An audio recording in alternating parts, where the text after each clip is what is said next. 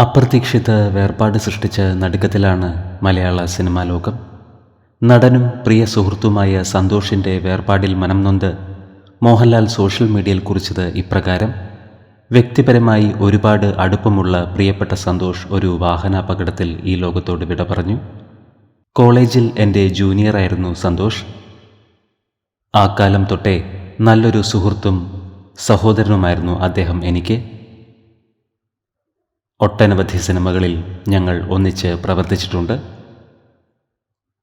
തലയെടുപ്പുള്ള വ്യക്തിത്വമായി ഏവരുടെയും സ്നേഹം പിടിച്ചുപറ്റിയ നല്ലൊരു മനസ്സിൻ്റെ ഉടമ. സന്തോഷിൻ്റെ അകാലത്തിലുള്ള വേർപാടിൽ വേദനയോടെ ആദരാഞ്ജലികൾ എന്നാണ് മോഹൻലാൽ സോഷ്യൽ മീഡിയയിൽ കുറിച്ചത്.